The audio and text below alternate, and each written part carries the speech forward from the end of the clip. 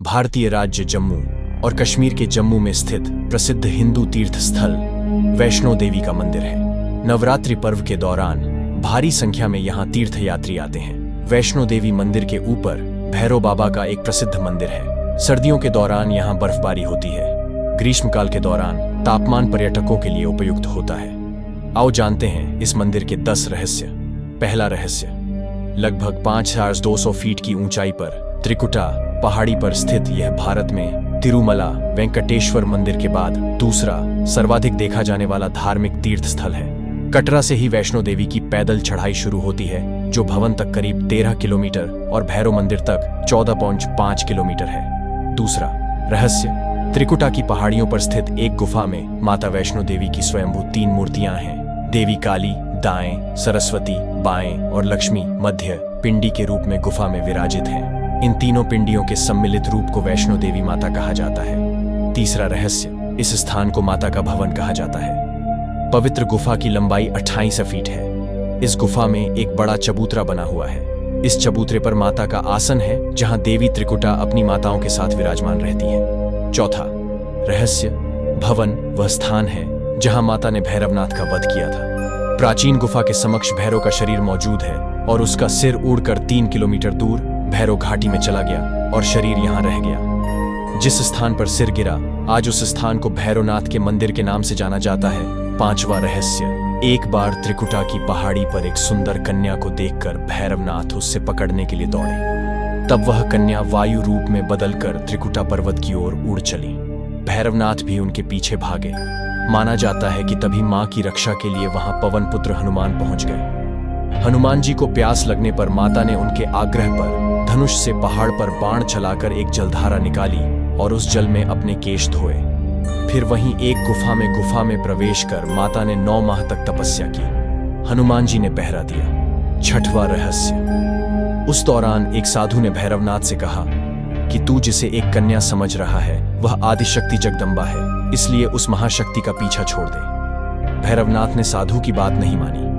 तब माता गुफा की दूसरी ओर से मार्ग बनाकर बाहर निकल गई। ये गुफा आज भी अर्धकुमारी या आदि कुमारी या गर्भजून के नाम से प्रसिद्ध है। अर्धकुमारी के पहले माता की चरण पादुका भी है। ये वह स्थान है जहां माता ने भागते भागते मुड़कर भैरवनाथ को देखा था। सातवां रहस्य, भैरवनाथ गुफा के द्वार पर आ धमका।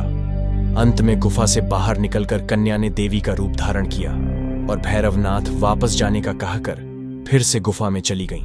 लेकिन भैरवनाथ नहीं माना और गुफा में प्रवेश करने लगा। यह देखकर माता की गुफा पर पहरा दे रहे हनुमान जी ने उसे युद्ध के लिए ललकार और दोनों का युद्ध हुआ। युद्ध का कोई अंत नहीं देखकर माता वैष्णवी ने महाकाली का रूप लेकर भैरवनाथ का वध कर दिया। आठवां रहस्य, कहा जाता है कि अपने वध के बाद भैरवनाथ को अपनी भूल का पश्चाताप हुआ और उसने मां से क्षमादान की भीख मांगी। माता वैष्णो देवी जानती थीं कि उन पर हमला करने के पीछे भैरव की प्रमुख मनसा मोक्ष प्राप्त करने की थी। तब उन्होंने न केवल भैरव को पुनर्जन्म के चक्र से मुक्ति प्रदान की, बल्कि उसे वरदान देते हुए कहा कि मेरे दर्शन तब तक पूरे नहीं माने जाएंगे जब तक कोई भक्त मेरे बाद तुम्हारे दर्शन नहीं करेगा। 9वां रहस्य, मंदिर की कथा। उपरोक्त कथा को वैष्णो देवी के भक्त श्रीधर से जोड़कर भी देखा जाता है। 700 वर्ष से भी अधिक समय पहले कटरा से कुछ दूरी पर स्थित हंसाली गांव में मां वैष्णवी के परम भक्त श्रीधर रहते थे। वे निसंतान और गरीब थे। एक बार उन्होंने माता का भंडारा रखा।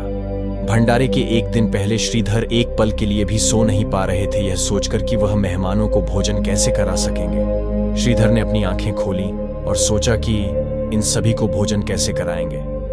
तब उसने एक छोटी लड़की को झोपड़ी से बाहर आते हुए देखा, जिसका नाम वैष्णवी था।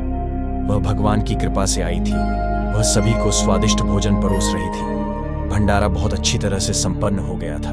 भंडारे के बाद श्रीधर उस छोटी लड़ी वैष्णवी के बारे में जानने के लिए उत्सुक थे, पर वैष्णवी गायब हो गई और उसके बाद किसी को नहीं दिखी। बहुत दिनों के बाद श्रीधर को उस छोटी लड़की का सपना आया।